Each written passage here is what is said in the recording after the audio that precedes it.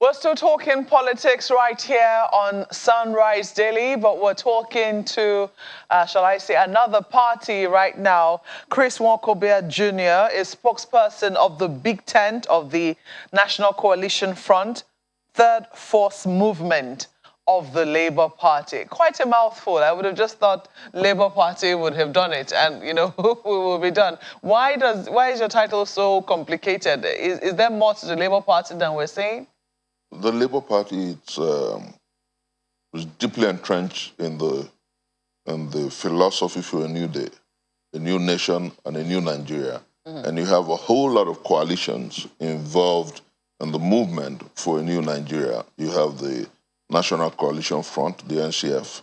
You have several other groups, the Obedient Movement, and you have a massive assemblage of Nigerians who are desirous to take back their country for good. That's why the Labour Party is a massive tent of Nigerians who are interested in a new deal for our country, Nigerians who are interested in taking back our country for good, Nigerians who are interested in ensuring that things are done differently. So when you talk about these three different groups of people, what I imagine is that there are three different independent groups that have come together under the Labour Party. Is that correct? There are several groups. Okay. There are several groups, monstrous, across the country. If you've been following what has been happening before 28th of August, before 28th of September, across our country, the sweltering harmattan, the massive assemblage of our people, the stepping out of millions of people who solidarize with the candidate of the Labour Party, Peter Gregory Obi, for a new day, you will understand how deep the expectations of the Nigerian people are. They are monstrous movements. You have the Rescue Nigeria movement. You have the National Coalition Front that is headed by Professor Pat Utomi, by my brother, Che Olawale Oguniyi. You have several other people who are with us in the movement for a new day, and the movement for a new tendency, and the movement for a new Nigeria, and epitomized, as it were, by Peter Gregory Obi and Ahmed Yusuf Dati. These are exceptional human beings who believe that we must take back our country for good, we must rework our nation for effectiveness, and we must reposition our country for that which is the expectations of all black people across the world.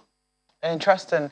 Oh, well, I'm looking at, these are pictures from some of the marches that have held, on behalf of the candidate of the Labour Party. And we're going to be seeing perhaps more of this much later. Some of them are a little independent of... These are tidbits. Yeah, a little independent of the formal rallies being put together by the Labour Party itself. But I'm looking at, and in fairness to your candidate, he does seem to be getting some positive reviews from international organizations. Those who have conducted polls tend to put him ahead, even though there is also a huge cache of voters who are undecided, and for a number of people that is significant. That's where the let's say the genie lies, so to speak. And I'm looking at also the latest review done by no less than The Economist magazine. They did a rather candid, conversation or candid op-ed on his candidacy, on the candidacy of the Labour Party flag bearer. And I'm looking at some of the things that were said in that particular op-ed. He talked about how he does look like he could have stand a chance in the 2023 elections, but they worry about what's going to happen, say, in the National Assembly, and how that is going to translate into convincing voters to vote for Labour Party here, but vote for other parties here. Are you looking at that sort of mix, for instance? Well, it's happening already across the country. The mantra, we have even seen posters of candidates of the PDP, as it were, at some level, putting their pictures and putting Peter Obi's picture for president. We have seen candidates of the APC who put their pictures and then they put Peter Obi's picture for president. The point is that we're at that point in our history where things must be done differently. Mokwe, like you noted, all the polls on the election so far, about 5-6 polls, have put Peter Gregory Obi ahead of others. And the reasons are profound. We live in a country where between the APC, the party that just representative just spoke before me, and then the PDP, Kola Olobodiyan spoke on their behalf. Between them, it's been 23 years of lackluster watch over our country. Between them, it's been 71 months of ASU strike. Between them is 23 years of constructing the second Niger Bridge. It's been 23 years of Lagos-Ibadan Express Road. It's been 23 years of failed promises. Between them is a checkered economy. And so the Siamese twins are not attractive to Nigerians. The Leviathan and the Behemoth, that's the APC and the PDP. Nigerians are not enamored by their message. You listen to the people of the APC after 7 years, they're still telling you of a new beginning. Yeah, but if you were to listen to the PDP, they're telling you that 16 years of PDP was better than the 7 years of the APC. And you ask yourself, why are we where we are? Is it really... And what should we do differently? Is it really about these parties? Because let's not forget that 2019, just 4 years ago, the candidate of the Labour Party was the vice presidential candidate... I'll tell you what happened. No, let me finish. To the front runner of the PDP, who is currently running again as a front runner of the party in 2023. A few years ago as well, before 2015, even you were an active member of the All Progressives Congress. You also pushed for the candidacy of President Muhammadu Buhari. 2015, yeah, so is it really about the parties, so to speak, or will it be about the individuals who have run these parties or had the opportunity to run government? Mokwe, very profoundly captured. 2023 will be a republic for the candidate, the person who connects with the Nigerian people, the person who shows competency, capacity, commitment, and passion for a new day. Simply so. But before now, you'll ask yourself, when some of us campaigned for President Muhammadu Buhari in 2014, 2015, the issues like Kayode asked the APC representative, the issues of oil theft, failed economy, corruption, and the likes were in the front burner. And we thought about a Nigeria that works for all Nigerians. I was the DG of one of the campaign organs of President Muhammadu Buhari, and we talked about change. I was DG Change Ambassador of Nigeria. And then that message for change did resonate. Nigerians opted for the APC over the APC, over the PDP. And then in the course of the first 4 years, it was obvious. I want to believe that that was not deliberate when you say opted for the APC over the APC, because those who say... Deliberately so, because they are Siamese twins. They are Siamese twins. Okay. You can actually call the APC the PDP and vice versa, and I'll tell you why. Okay. Those who should pretend over the APC were in the PDP, and those who should pretend over the PDP today were in the APC. Yeah, so we're looking for a new day. Yeah, what is the difference? Because your candidate was also a part of the PDP. The reason he joined the PDP, don't forget that for 8 years, he could have opted for the PDP or the APC at some point whilst he was governor. Don't forget that he was also impeached for not inflating budgets. You know, so if he wanted to be part of the mainstream, at that point, he would have just simply done that. But what he did was, after he finished as governor of Anambra State, he thought of something that was remarkable. He said, having served my people in Anambra State, the next challenge is to take this record to the center. And then he decided to join the PDP to see how he could help re-engineer our country. And in 2019, he was the vice presidential candidate of the PDP. As you and I talk, the simple reason he left the PDP was because he wasn't ready to buy votes. And then he has talked about the need for a nation that is beyond everything accountable, a nation that is responsible and responsive to the people, a nation that understands that the Nigerian people's money must be spent creditably. this nation must be frugal. You don't borrow money to spend on consumption. And that's one of the manifestos of Peter Gregory Obi. So as you and I talk today, what is preponderantly important and that resonates on the streets is that Nigerians are asking for a new deal. That's why you see students, young people, old and young, on the streets saying that they want a new deal. And Peter Gregory Obi resonates across every tendency. It's gone beyond an Anambra man to a pan-Nigerian candidate. Across the geopolitical zones, there's one person who, without putting a naira, can pull out Nigerians on the streets. And that's exactly what's happening. Nigerians believe that it's a new day, it's a new deal, it's a new tendency, and they want a president that they can trust come 2023. Well, you are no rookie in politics, and you know, I mean, at least you've witnessed quite a number of elections. I'm not sure how actively involved you have been in many of them, but at least I know that in 2014, 2015, you would have witnessed a little more closely, a little more upfront, perhaps just how the polls work. And you know that the odds are not exactly stacked in favor of your candidate. You know, this thing that they always talk about, structure, even though, yes, I know that, you know, young people keep saying that we are the structure and we're going to, you know, show ourselves forth come the elections. But you know that there is a reason why they talk about structures especially at the grassroots level. What exactly do you see as the hurdles for your candidate with regards to some of the challenges that I'm also looking at the Economist article, for instance, and there are questions as to how he's going to market himself in at least 10 of the northern states, for instance. Well, let me say this clearly. You know, third, quite very profoundly, I'm not a rookie in politics. I've been, as a youth leader, I was involved in the Hope 93 campaigns. And in 2011, I pioneered this movement of young people in politics. I was the youngest to run for president in 2011.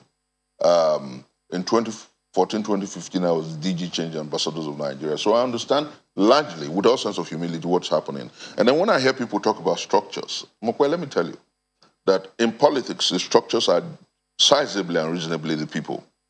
Now, the reason the two major parties, the Siamese twins, the Behemoth and the Leviathan, will talk about the Labour Party not having the structures is because they imagine that they will have people at the local government level who will give directives as to how to vote. Get it clear. Now, what we have is very different.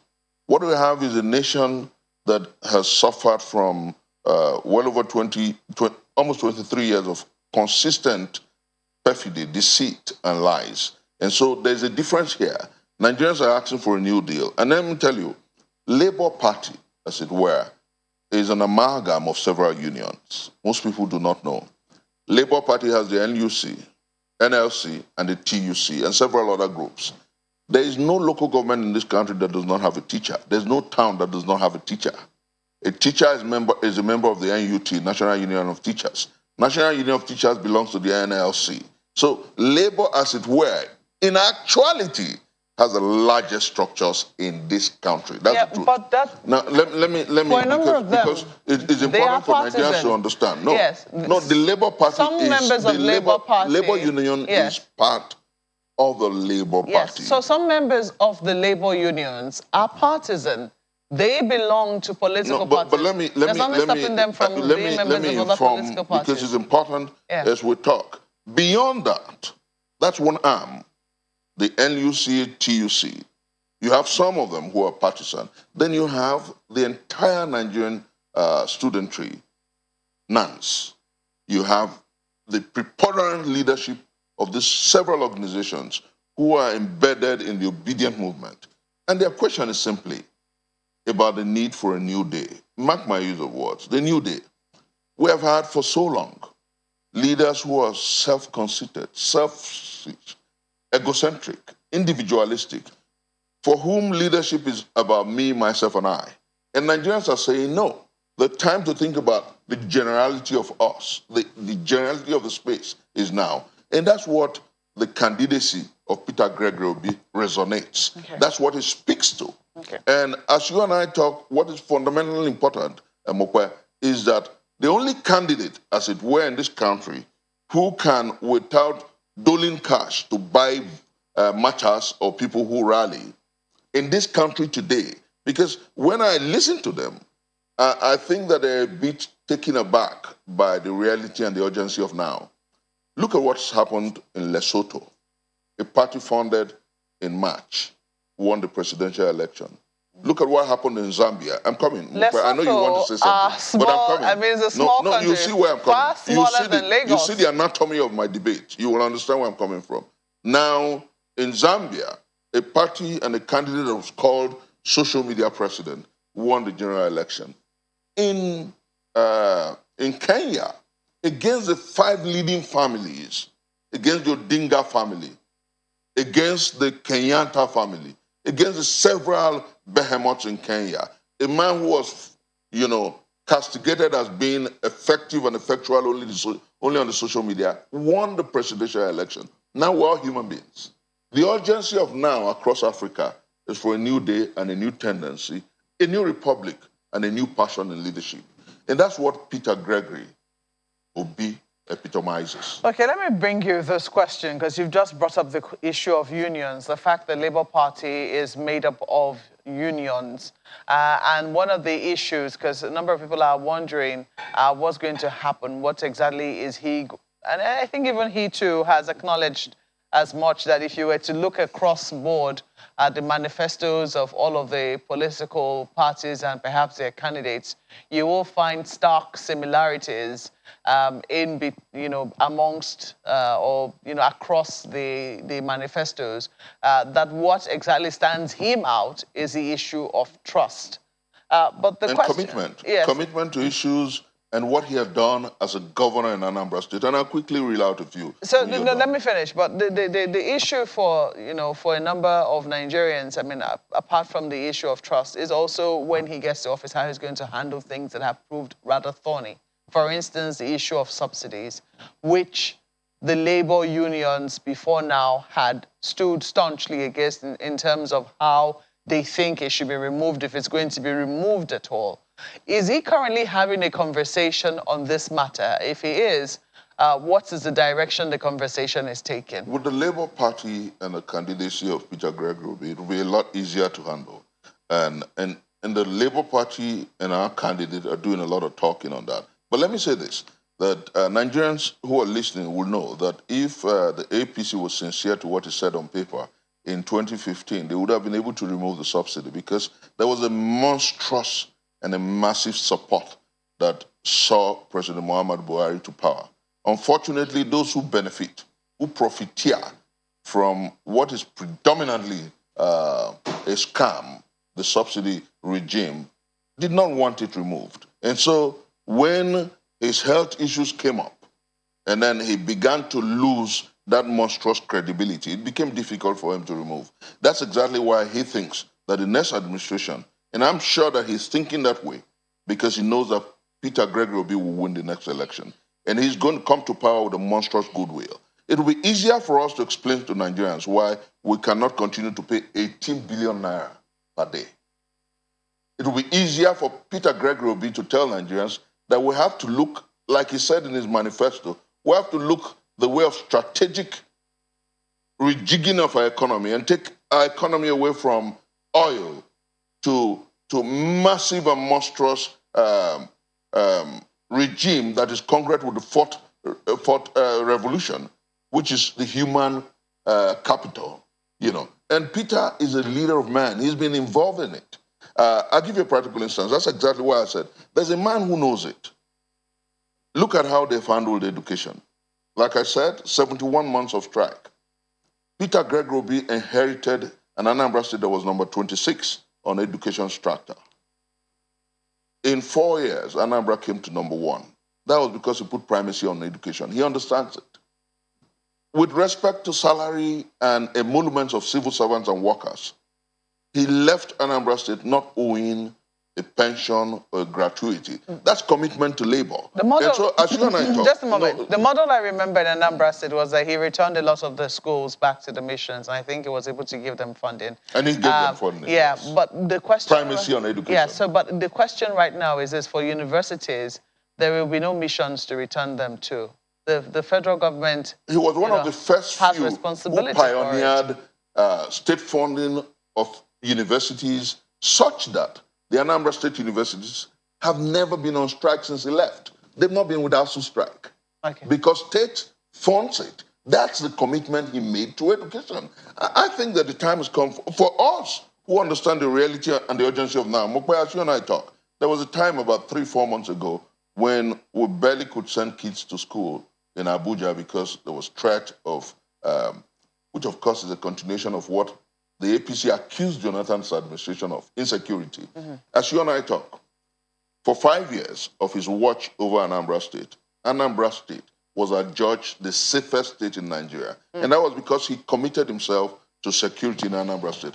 It was the IG of police who said that. Well, it's not about politics. You currently know this, the situation of security in the Southeast in general and in Anambra where... He's not the president now. Indeed. So, but let me flip this because I understand that Kayode has a question for you. Well, absolutely. Thank you, Mark. Just to squeeze in a few things before we wind down. Yes, I mean, your candidate seems to be getting all of that support on and off social media. The polls put him ahead, even the latest, editorial we saw from The Economist. But just yesterday as well, the chairman of INEC talked about delisting 2.7 million voters from the recently registered voters out of 12 million. And I mean, it's been said that a lot of people who went out to register did that as a result of perhaps the support for your party, the Labour Party. And I wonder, with 2.7 million deregistered, are you worried? Kayode, let me say clearly that what is important for us as you and I talk is the fact that there's a fundamental and a formidable effort at following the developments at the level of INEC. We believe that INEC will do what is right, and just. But we are not sleeping. We're not overlooking the realities and the urgency of now. I did say clearly a few weeks ago that if INEC in 2014 had 10 cameras on them, if in 2019, if INEC had 20 cameras on them, in 2023, INEC will have 1,000 cameras on them because the preponderant masses of our country, those who believe that now is the time for a peaceful ballot-based revolution in this country, are watching on INEC. So on the one hand, we're following every details, and on the other hand, we're actually asking for a forensic on these details because we are not ignorant of the fact that beyond the monstrous support of our candidate is the need to ensure that the electoral umpire is free, fair, square, and credible. Clear as well. I don't know what the Labour Party will be doing, really, to perhaps ask more questions or see what exactly is going on. But while we look to that, the question around your candidate has been, what is his manifesto? And you said that he believes that, it will be a repetition of the same, but Nigerians still want to see at least something they can use as a point of reference. Like, you promised us this, which is what they're using for this current government. But your party, your candidate has spoken... We already have a manifesto, Kayode. Right, so where can Nigerians see that? It's on our website. It's on the Labour Party P2B website. But let me quickly reel out something. We're interested in ensuring that we unite Nigerians. We're interested in ensuring that we rejig the security architecture and ensure that we deploy technology in improving security. We're interested in ensuring that we take Nigeria away from monstrous dependence on oil to human resource development. We're interested in ensuring that beyond the hoopla, we develop commitment to homeland security. We improve on the ratio of the population to the police protection. We're interested in ensuring that homeland security is given primacy, education is given primacy, And above all, which is very important, that we sustain our leadership in the sub-region in terms of contribution and support to the security of the sub-region and indeed our country. But you know, like I noted, that the only candidate who believes monstrously, massively, profusely, and profoundly in what education can do for our country is Peter Gregory Obi. And no nation moves out of poverty, out of disease and despondency without putting proper primacy on education. And so the way for our country to go is to support the candidacy of the man who knows it. And that's Peter Gregory Obi. Well, we understand that you will be launching your candidate to be launching his presidential campaign council today. That's correct? That's right. Okay, so we certainly will be keeping tabs on that, but we have to thank you for coming on Sunrise Daily this morning. The pleasure is mine, Chris Nwokobia Jr. is a spokesperson of the Big Tent of the National Coalition Front, third first movement of the Labour Party. Thank you once more for coming on. God bless Nigeria, Mokwe.